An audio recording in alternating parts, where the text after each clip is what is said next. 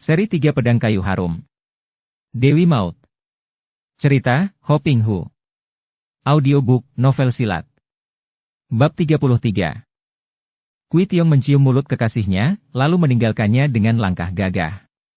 Yalima terisak dan dia lalu berlari kecil kembali ke rumah ketua Qin Ling Pai. Hatinya masih terasa tidak enak sekali dan diam-diam dia merasa amat menyesal mengapa dia telah melakukan hal itu dengan Kui Tiong. Rasa takut menerkam hatinya, bukan hanya takut akan hukuman, melainkan terutama sekali takut akan ketahuan semua orang sehingga dia akan merasa malu dan rendah. Bagaimana kalau Bun Hou pulang, dan tahu akan hal ini? Dia sudah tidak mengharapkan diri Bun Hou lagi, akan tetapi betapa akan malunya kalau dia bertemu dengan bekas pemuda pujaan hatinya itu. Demikianlah, derita batin yang menimpa seseorang sungguh tidak sepadan dengan kenikmatan dari kesenangan yang dialaminya. Memang benar bahwa senang itu hanya selewat saja, namun susahnya lebih lama terderita.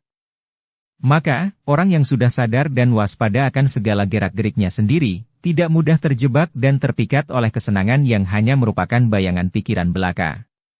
Pikiran yang mengingat-ingat segala kesenangan seolah-olah mengunyah-ngunyahnya sehingga menimbulkan nafsu keinginan untuk mengejar kesenangan itu. Namun, siapa yang telah waspada akan hal ini, akan dapat melihat betapa palsunya semua itu dan pengertian akan kepalsuan inilah yang akan menjadi perubah dari seluruh jalan hidupnya. Wajah Chia Keng Hong menjadi merah bukan main, matanya mengeluarkan sinar berapi ketika dia mendengar pelaporan Kui Tiong yang dengan terus terang menyatakan bahwa dia bersama Yalima telah melanggar dosa dan bahwa kini Yalima telah mengandung. Keparat tak tahu malu.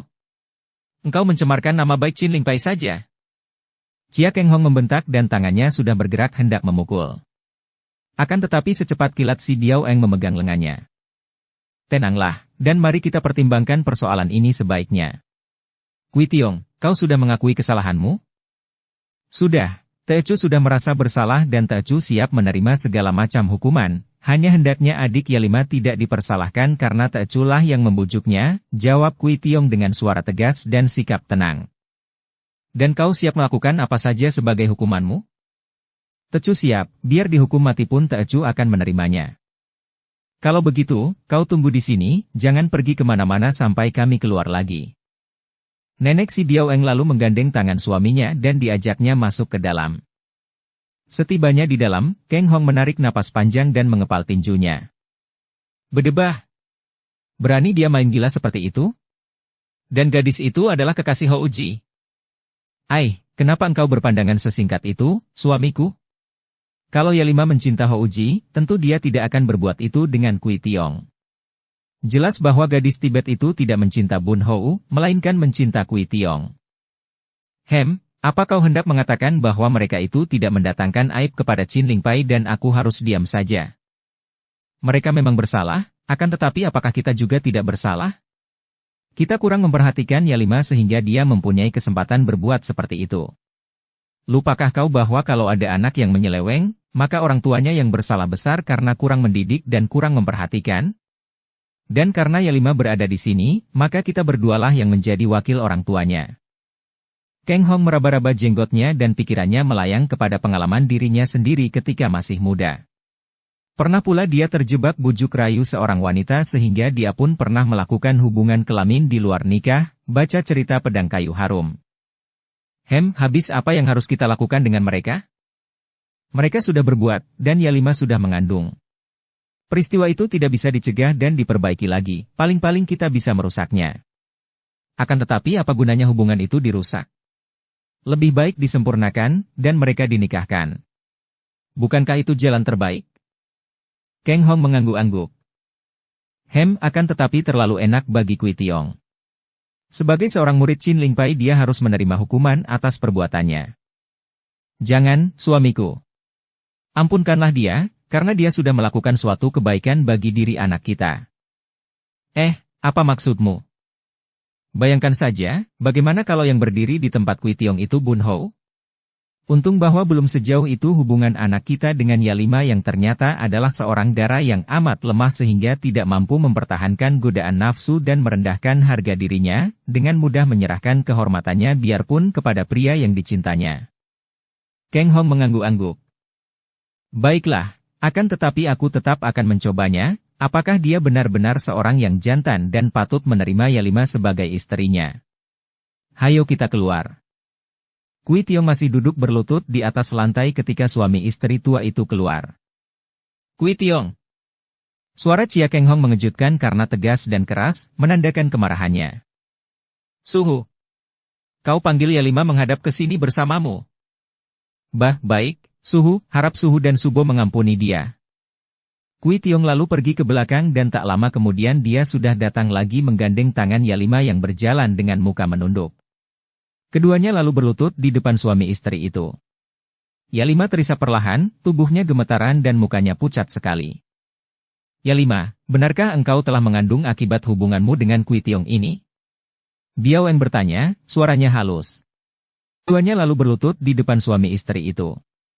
Yalima terisap perlahan, tubuhnya gemetaran dan mukanya pucat sekali. Yalima terisak dan mengangguk, tidak kuasa mengeluarkan kata-kata dan tidak berani mengangkat mukanya. Dan kau merasa bersalah? Kembali Yalima mengangguk. Dia takut dan malu sekali, dan penyesalannya makin hebat. Mengapa dia tidak bunuh diri saja tadi? Akan habislah semua derita, semua rasa malu ini. Biao Eng memberi isyarat kepada suaminya. Chia Keng Hong lalu membentak Kui Tiong. Kui Tiong, kau benar-benar mencintai Yalima. Kalau tidak, mana Tecu berani berbuat itu dengan dia? Tecu mencintainya lahir batin. Kau berani berkorban nyawa untuknya. Tecu berani dan siap. Nah, karena kau sudah merasa berdosa, maka engkau harus dihukum. Engkau korbankan lengan kananmu untuk Yalima. Tidak. Jangan. Lo ya, bunuh sajalah hamba, jangan hukum Kui Koko, karena hamba yang bersalah. Tiba-tiba Yalima menangis dan menubruk Kui Tiong. Nenek dan kakek itu saling lirik dan ada cahaya berseri pada lirikan mata mereka. Kui Tiong, apakah engkau seorang laki-laki sejati? Bentak Chia Keng Hong. Yalima, minggirlah. Suhu telah mampunkan kita, terima kasih atas kebaikan hati Suhu. Kui Tiong mendorong tubuh Yalima dengan halus, kemudian dia meloncat ke belakang, cepat sekali mencabut pedang dengan tangan kiri lalu menyabetkan pedang itu ke arah pangkal lengan kanannya.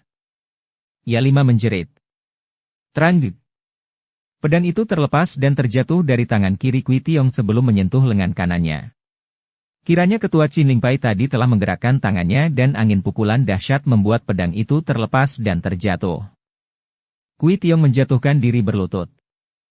Suhu, apa artinya ini? Tanyanya. Kami hanya ingin melihat apakah benar kalian saling mencinta. Kami ampunkan kalian, bahkan dalam pekan ini juga kalian akan kami nikahkan. Akan tetapi, melihat keadaan Chin Ling Pai dalam perkabungan, pernikahan itu akan dilakukan dengan sederhana saja. Suhu. Subo. Terima kasih. Suara Kui Tiong tergagap karena pemuda yang gagah ini sudah menangis saking gembiranya.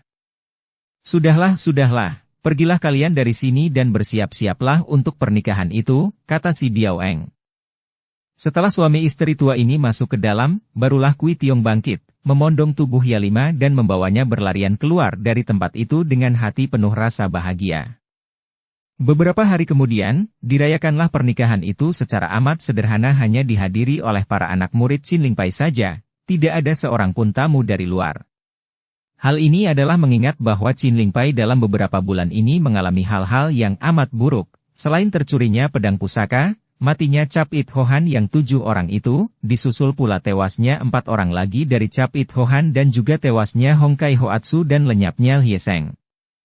2 hari setelah pernikahan itu dilangsungkan, muncul Chia Giok Keng.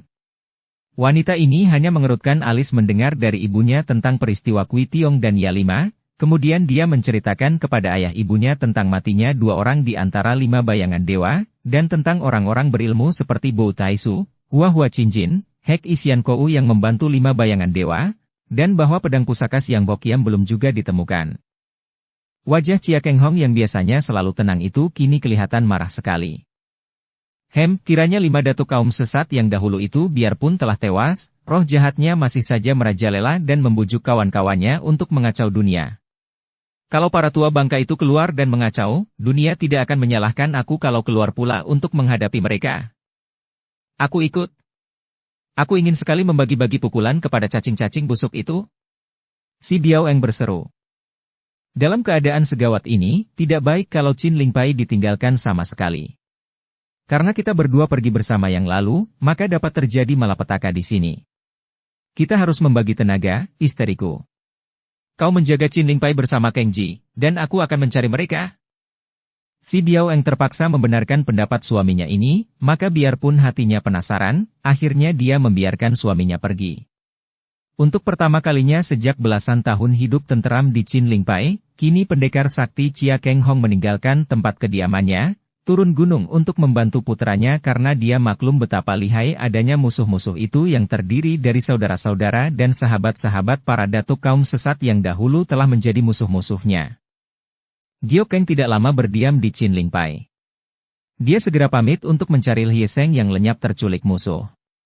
Ibunya tidak dapat menahannya, maklum betapa hebat penderitaan batin putrinya itu, dan dia hanya memesan agar supaya putrinya itu berhati-hati. Dengan penuh keharuan Gio Keng memeluk dan menciumi Lye Xiaoxi, putrinya yang baru 10 tahun usianya itu, yang menangis hendak ikut dengan ibunya. Setelah menghibur dan memberi nasihat dan pengertian kepada Xiaoxi, berangkatlah Chia Gio Keng meninggalkan Qin Lingpai. Di depan ibunya dia menyatakan hendak mencari Lye Seng, akan tetapi di dalam hatinya, dia hendak mencari pembunuh Hong Ying dan mencari Mei Lan yang melarikan diri karena dia. Sedangkan nasib Lye Seng dia serahkan ke tangan Tuhan dan dia percaya bahwa Kun Leong akan berusaha mencari putranya itu. Kaisar Cheng Tung diangkat menjadi kaisar ketika dia berusia 8 tahun, yaitu sebagai pengganti ayahnya yang mangkat, yaitu Kaisar Xiantek. Tentu saja seorang bocah berusia 8 tahun tidak tahu apa-apa, apalagi memegang tampuk pemerintahan negara besar sebagai seorang kaisar. Maka ketika Kaisar Cheng Tung diangkat menjadi kaisar, kekuasaan terjatuh mutlak ke tangan Ibu Suri. Sebagai seorang kaisar, yang pada waktu itu dianggap sebagai seorang suci, utusan Tuhan sendiri, tentu saja Kaisar Cheng Tung menjadi dewasa tidak seperti anak-anak biasa. Dia hidup di dalam lingkungan istana yang penuh dengan kemuliaan dan kemewahan, dikerumuni penghormatan dan peraturan, dan sama sekali dia terasing dari hubungan dengan dunia luar atau dengan kehidupan rakyat biasa. Hal ini membuat kaisar ini seperti boneka hidup saja dan dia tunduk sepenuhnya kepada ibu surinya. Setelah dia menjadi dewasa, mulailah dia dapat memperlihatkan kekuasaannya sebagai seorang kaisar yang maha kuasa di dalam istana dan negara. Mulailah terjadi perebutan di antara para taikam, yaitu bangsawan-bangsawan tinggi yang dikebiri, syarat mutlak yang merupakan keharusan bagi para punggawa di dalam istana, dan ibu suri untuk menguasai hati kaisar muda itu. Karena pandainya membujuk, maka akhirnya Kaisar Cheng Tung terjatuh ke dalam kekuasaan seorang pembesar taikam yang cerdik, yaitu seorang taikam berasal dari utara yang bernama Wang Qin. Wang Qin mempunyai beberapa orang kaki tangan, yaitu para taikam lain di dalam istana, dan akhirnya kekuasaan Ibu Suri tersisihkan dan semua kepercayaan Kaisar muda terjatuh ke tangan Wang Qin inilah. Secara teoritis, Kaisar Cheng Tung adalah kaisar yang memegang tampuk pemerintahan, akan tetapi secara praktis, taikam Wang Qin inilah yang berkuasa memutuskan segala macam hal, karena apapun yang hendak diputuskan oleh kaisar, selalu kaisar yang muda itu minta petunjuk dan nasihat Wang Qin. Bahkan hampir semua urusan yang melalui tangan kaisar, tanpa diperiksa oleh kaisar ini terus saja disampaikan kepada taikam Wang Qin ini untuk diambil keputusan dan kaisar hanya tinggal menandatangani dan memberi cap saja. Betapapun juga, semenjak kanak-kanak, Kaisar Cheng Tung telah mempelajari kesusastraan dan sebagai seorang terpelajar, tentu saja tidak akan mudah bagi seorang penjilat seperti Wang Qin untuk membujuk dan memeluknya dalam pengaruh pembesar kebiri itu, kalau hanya dengan bujukan dan omongan manis. Tidak, untuk urusan sebesar ini, taikam Wang Qin terlalu cerdik. Melihat betapa kaisar telah mulai dewasa, dia lalu menggunakan seorang gadis muda peranakan Mongol, gadis cantik jelita yang masih terhitung keponakannya sendiri, untuk memikat hati kaisar. Untuk siasat ini, memang Wang Qin telah mempersiapkan segala-galanya untuk bertahun-tahun lamanya, bahkan semenjak kaisar itu naik tahta pada usia 8 tahun. Pada waktu itu, biarpun dia masih menjadi seorang taikam rendahan saja, sudah ada rencana besar ini di dalam benaknya dan dia telah mendidik keponakannya itu yang baru berusia 7 tahun, yang bernama Azisha, dengan amat cermat dan dia sengaja mendatangkan ahli-ahli pendidik sehingga Azisha menjadilah seorang dara yang selain cantik jelita, namun juga ahli dalam segala macam kesenian, bernyanyi, menari, pekerjaan tangan, melukis, bersajak, dan bahkan ahli pula dalam membawa diri untuk merayu. Mula-mula, sebagai keponakan Wang Qin yang mulai meningkat pangkatnya, tentu saja keluarga kaisar tidak keberatan menerima seorang dara secantik Azisha sebagai dayang keraton. Akan tetapi, berkat kelihayan Wang Qin, maka Taikam yang licik ini mendekati kaisar yang mulai dewasa, menceritakannya tentang Azisha dan tentang kepandaian wanita-wanita Mongol dalam hal melayani pria. Segala kecabulan yang membangkitkan berahi diceritakannya, dan akhirnya jatuhlah kaisar dalam pelukan Azisha yang biarpun masih seorang perawan, namun semenjak kecil telah dijejali pelajaran tentang bermain cinta dan merayu pria. Demikianlah, dalam usia 16 tahun saja kaisar sudah tergila-gila dan hampir tidak pernah dia dapat meninggalkan pelukan dan rayuan Azisha yang memang cantik jelita. Dan kepercayaannya terhadap Wang Qin bertambah, tentu saja atas bujukan Azisha, sehingga dalam tahun itu juga, yaitu tahun 1443, dia menyerahkan semua kekuasaan kepada Wang Qin. Wang Qin inilah yang menjadi penguasa yang sesungguhnya, yang memerintah dan mengatur pemerintahan, menerima laporan dan membagi-bagi perintah. Adapun Kaisar Chengtung hanya bersenang-senang dengan selirnya yang tercinta, mabuk kemewahan, kesenangan dan berahi. Para menteri yang setia menjadi amat khawatir menyaksikan perkembangan kekuasaan di istana ini. Mereka khawatir kalau terulang kembali dongeng-dongeng seperti yang terjadi dalam dongeng Hong Xin Pong, yaitu ketika Kaisar Tiuong dirayu dan terjatuh ke dalam kekuasaan Tatki, seorang wanita cantik jelita yang amat kejam dan yang dalam dongeng disebut sebagai siluman rase. Mereka ini khawatir kalau kerajaan akan hancur di bawah kekuasaan Wang Qin yang tentu saja hanya mementingkan dirinya sendiri dan keluarganya, padahal menurut penyelidikan para menteri setia, Wang Qin adalah keturunan Mongol. Dan memang benarlah.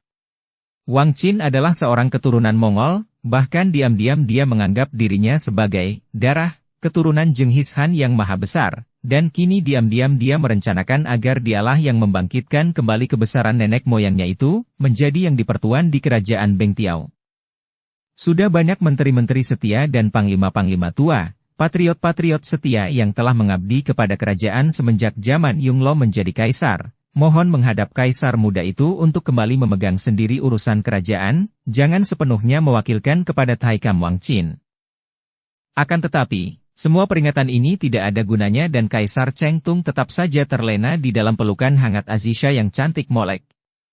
Hanya baiknya, kaisar ini sama sekali tidak marah, bahkan menghibur para menteri dan jenderal itu agar jangan khawatir, karena dia yakin benar bahwa Wang Qin amat pandai mengatur pemerintahan dan juga amat setia kepadanya. Tentu saja para pembesar itu hanya menarik napas panjang dan selama Wang Qin tidak memperlihatkan sikap sewenang-wenang dan merusak, mereka percaya kepada kata-kata junjungan mereka yang mereka cinta itu. Dan Wang Qin memang cerdik. Dia sama sekali bukan tidak tahu akan perasaan tidak senang dari para jenderal dan menteri tua, maka dia bertindak hati-hati sekali, bahkan bersikap cukup adil, mengatur pemerintahan secara benar. Bahkan dalam urusan-urusan khusus, dia tidak ragu-ragu untuk memanggil menteri-menteri atau jenderal-jenderal yang ahli untuk memberikan nasihat mereka. Sikap ini membuat para menteri yang setia itu kehabisan akal, bahkan diam-diam lalu menganggap bahwa pilihan kaisar mereka ternyata tepat, maka menipislah kekhawatiran hati mereka yang setia kepada kerajaan itu. Demikianlah. 7 tahun telah lewat semenjak kaisar muda itu terjatuh ke dalam pelukan Azisha yang cantik dan kini setelah usianya meningkat, yaitu 22 tahun, wanita itu menjadi makin matang dan makin menarik hati saja sehingga sampai usia 23 tahun itu, kaisar belum juga mau menikah dan hanya mempunyai belasan orang selir yang jarang sekali menerima perintah melayaninya, kecuali apabila Azisha sedang berhalangan. Akan tetapi, dapat dibayangkan betapa kesal dan kecewa hati Taikam Wang Qin karena sampai 7 tahun lamanya, biarpun dia telah memanggil segala macam ahli obat, pertapa, peramal dan dukun-dukun, biarpun Azisha berhasil melayani kaisar selama 7 tahun hampir tak pernah berhenti, tetap saja tidak ada hasilnya dalam kandungan Azisha. Padahal, dia mengharapkan agar keponakannya itu yang juga seperti dia mempunyai darah keturunan Jenghis Han, dapat memperoleh seorang putra dari kaisar agar dengan mudah dia mengusulkan supaya Azisha diangkat menjadi permaisuri dan putranya atau cucu keponakannya darah Mongol, kelak menjadi kaisar dan dia yang menjadi perdana menterinya. Akan tetapi, si tolol Azisha, demikian dia sering memaki-maki keponakannya yang dianggapnya tidak becus, setelah 7 tahun lamanya tetap saja tidak mempunyai anak. Karena itu, dia pun tetap menjadi seorang Taikam, betapapun besar kekuasaannya. Tidak mungkin menjadi Perdana Menteri. Dan karena itu pula, harus diambil cara lain agar dia dapat menjadi penguasa sepenuhnya, bahkan kalau mungkin mengangkat diri menjadi kaisar. Maka pada suatu hari, setelah diam-diam dia mengadakan hubungan dengan seorang datuk kaum sesat yang dikenalnya, yang bukan lain adalah Pati Losian Pang Tuilok agar menjadi pembantunya untuk berhasilnya rencana terbesar yang diaturnya itu, Wang Qin dengan bantuan keponakannya, Azisha, membujuk kaisar untuk mengadakan pesiar dan sekalian melakukan pembersihan, atau pemeriksaan ke daerah perbatasan Mongolia. Kekuasaan yang mulia tidak terbatas, akan tetapi hamba mendengar berita bahwa di perbatasan utara terdapat seorang kepala suku Mongol yang memperlihatkan sikap menentang dan memberontak kedaulatan kerajaan Paduka. Untuk memperlihatkan kebesaran Paduka, hendaknya Paduka mengerahkan pasukan dan menghajar gerombolan itu, dan sekalian Paduka hamba persilakan untuk melihat kota kelahiran hamba dan tempat kelahiran keponakan hamba Azisha, yaitu di kota Huailai, demikian Wang Qin berkata di antara bujukan-bujukannya. Hamba pun sudah amat rindu akan kota kelahiran hamba itu, yang mulia. Azisha berkata dengan suara merdu dan sikap manja. Kalau Paduka berkenan menginjakkan kaki Paduka yang mulia di tanah kelahiran hamba, tentu hal itu akan mendatangkan rezeki besar bagi kota Huailai dan bagi hamba. Mula-mula Kaisar Cheng Tung tidak ada niat untuk pergi melakukan perjalanan itu, apalagi untuk menggempur suku bangsa Mongol yang memberontak sebaiknya diserahkan kepada angkatan perangnya. Akan tetapi dengan berbagai akal Wang Qin membujuk, dan terutama sekali bujuk rayu Azisha yang pandai pula mengucurkan air matanya kalau perlu, akhirnya Kaisar menyatakan persetujuannya. Diam-diam dia terkesan juga oleh kesetiaan Wang Qin. Dia tahu bahwa Wang Qin dan Azisha adalah peranakan Mongol, akan tetapi kini Wang Qin mengusulkan untuk membasmi pemberontak Mongol. Hal ini baginya merupakan bukti betapa setianya Wang Qin kepadanya. Baiklah, Wang Qin. Dan karena engkau adalah seorang berasal dari perbatasan utara, tentu engkau lebih mengenal dan faham akan daerah itu. Oleh karena itu, kami mengangkatmu dalam rombongan ini sebagai komandan atau pemimpin tertinggi dari pasukan kita. Keputusan Kaisar ini diumumkan dan tentu saja para jenderal tua menjadi terkejut bukan main dan merasa tersinggung sekali. Mereka adalah jenderal-jenderal yang telah puluhan tahun membela negara dan mengatur pasukan membersihkan musuh-musuh negara, akan tetapi di dalam rombongan pembersihan ke utara yang diikuti sendiri oleh Kaisar, mengapa Kaisar mengangkat seorang kebiri yang lemah dan dalam hal perang, sama sekali tidak mampu menggerakkan pedang apalagi mengatur barisan menjadi komandan atau panglima tertinggi? Hal ini dianggap penghinaan bagi mereka dan hampir saja terjadi tindakan kekerasan dari para jenderal, yaitu membunuh Wang Qin atau memberontak terhadap keputusan Kaisar. Akan tetapi dua orang jenderal terkemuka yang sudah puluhan tahun mengabdi kepada negara, bahkan yang dahulu menjadi tangan kanan Jenderal Yung Lo yang kemudian menjadi Kaisar, mencegah maksud rekan-rekannya itu. Dua orang jenderal ini adalah Jenderal Ho Guat Leng, seorang jenderal yang bertubuh kurus kecil namun memiliki kegagahan dan wibawa luar biasa dan amat cerdik dan ahli dalam mengatur siasat perang. Dan kedua adalah Jenderal Tan Jengkoan, seorang jenderal yang bertubuh tinggi besar, berkulit hitam dan berwatak jujur namun gagah perkasa seperti tokoh Tio Hui dalam cerita Semkok. Dua orang jenderal inilah yang melerai rekan-rekannya. Kita adalah prajurit-prajurit, kata Jenderal Ho Guat Leng yang sudah berusia 60 tahun lebih. Seorang prajurit tugasnya adalah mempertahankan negara dari serbuan musuh luar. Baik atau buruk adalah negara kita dan junjungan kita, maka harus kita taati dan kita bela. Kalau junjungan kita Kaisar menghendaki demikian, biarlah, dan kita mengamat-amati saja dan membela sampai titik darah terakhir. Lebih baik mati sebagai seorang prajurit pembela Kaisar yang setia daripada hidup mulia sebagai pemberontak. Kata-kata Ho Guan Sui, Jenderal Ho, tidak meleset seujung rambut pun, terdengar Jenderal Tan Jengkoan berkata dengan suaranya yang mengguntur. Sejak nenek moyang kami, semua adalah prajurit dan kami tidak akan mencampuri urusan negara kecuali ada yang mengancam keselamatan Kaisar, itulah tugas kami. Anehnya, dan hal ini juga menggirangkan hati para jenderal itu, Wang Qin yang diangkat menjadi panglima tertinggi justru memilih para jenderal tua yang setia ini untuk membantunya memimpin pasukan besar. Terobatilah kekecewaan mereka dan lenyap pula keraguan dan kecurigaan hati mereka.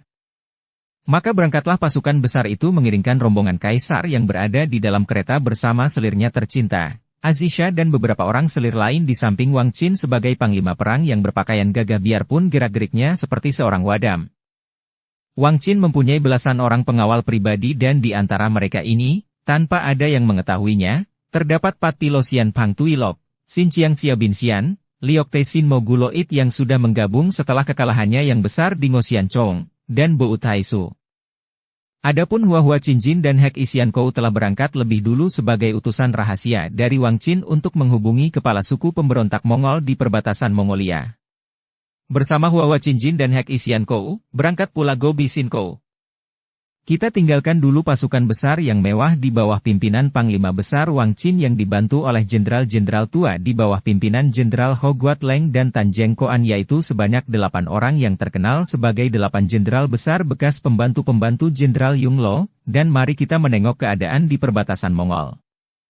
Memang keterangan Wang Qin benar bahwa di perbatasan itu, di sepanjang tembok besar, bahkan di sebelah dalam tembok besar, terdapat suku bangsa Mongol yang dipimpin oleh seorang ketua yang tidak pernah mau tunduk terhadap kedaulatan pemerintah Beng.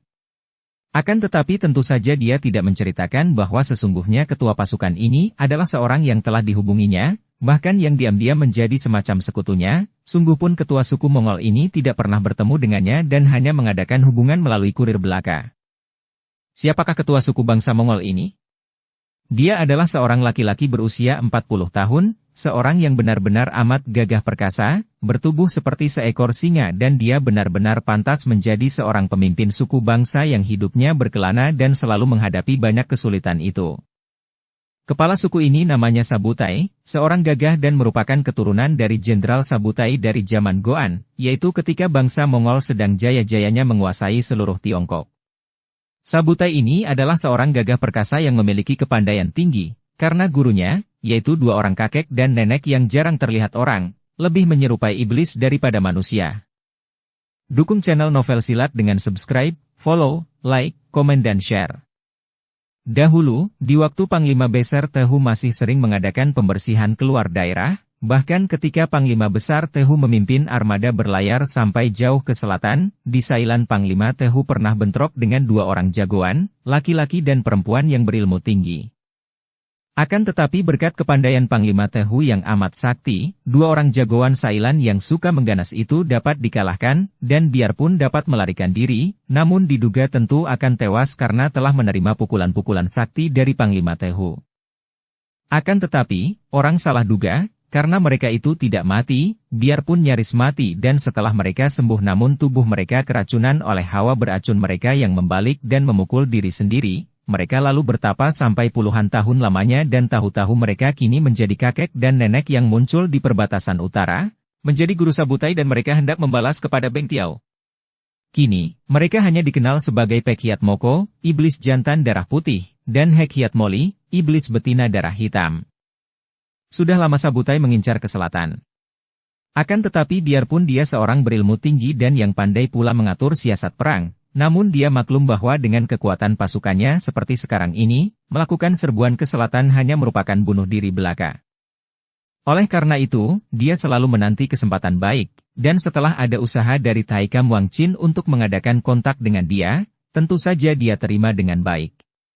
Penerimaan persekutuan rahasia ini hanya dia lakukan demi terlaksananya cita-citanya, karena sesungguhnya di dalam hatinya, orang gagah perkasa ini merasa muak terhadap Wang Qin, apalagi ketika dia mendengar akan segala sepak terjang Wang Qin di istana musuh-musuhnya itu. Dia menganggap orang macam Wang Qin amat berbahaya dan rendah, dan kalau saja dia tidak melihat kegunaan persekutuan ini sebagai jalan tercapainya cita-citanya, dia akan merasa suka sekali membunuh orang seperti Taikam itu dengan jari-jari tangannya sendiri yang amat kuat dan dahsyat. Pada suatu malam, Sabutai duduk termenung di dalam kamarnya. Dia mempunyai seorang istri yang amat cantik, seorang puteri suku bangsa Hitan yang mempersembahkan dirinya atas perintah kepala suku Hitan kepadanya. Putri ini masih muda, baru 18 tahun usianya dan sudah 3 tahun menjadi istrinya. Namun, yang membuat Sabutai kecewa adalah mengapa istrinya itu belum juga mengandung. Betapapun juga, dia amat mencinta istrinya dan dia tidak mau mengambil selir. Selain kekecewaan tidak mempunyai putra, juga dia tahu bahwa istrinya itu sesungguhnya tidak cinta kepadanya, dan hanya terpaksa saja menjadi istrinya. Semua sikap manis istrinya itu hanya demi kewajiban saja, dia memiliki tubuh istrinya, akan tetapi tidak memiliki hatinya. Hal ini pun kadang-kadang membuat pria yang jantan dan gagah ini merasa kecewa dan berduka karena dia sungguh-sungguh mencinta Hamila, istrinya yang cantik rupawan itu. Sabutai termenung dan di tangannya dia memegang sehelai surat yang diterimanya dari Wang Qin, pembesar Taikam yang pada waktu itu sedang berkuasa dan mempunyai pengaruh besar di kerajaan Beng. Surat itu dibawa oleh utusan Wang Qin, yaitu 3 orang tokoh berilmu tinggi Hua Qinjin, Hek Isiankou, dan Go Bisinkou.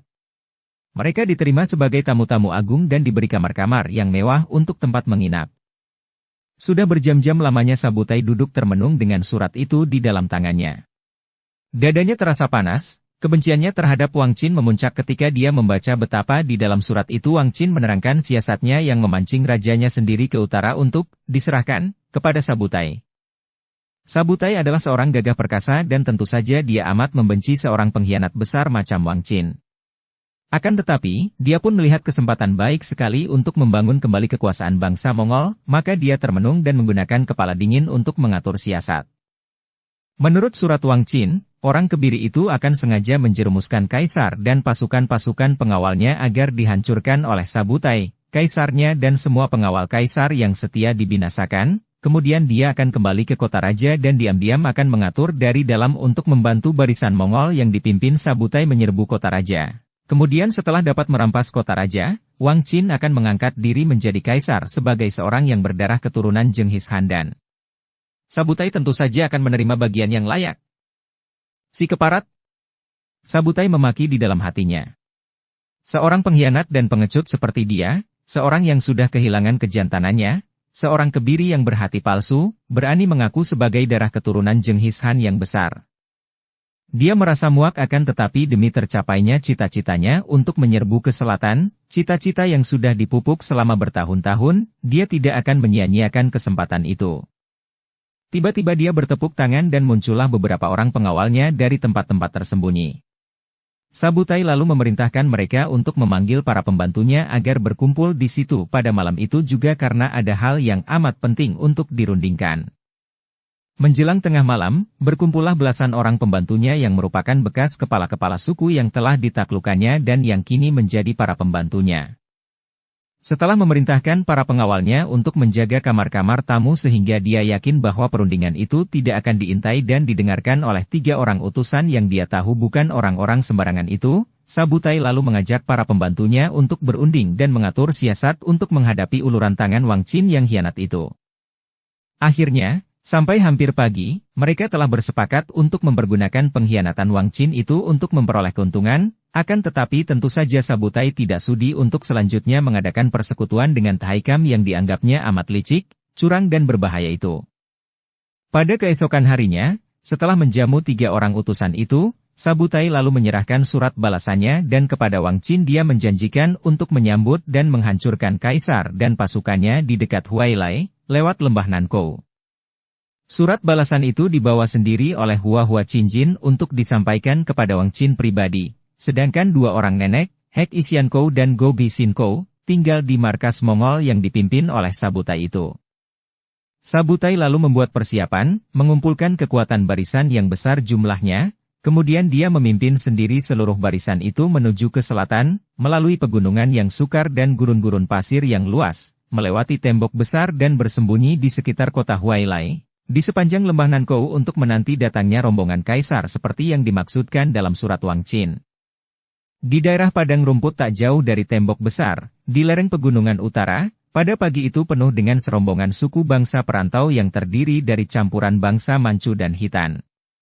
Mereka ini adalah bangsa nomad yang hidup dari peternakan dan mereka menggembala kuda yang baik untuk dijual ke daerah selatan.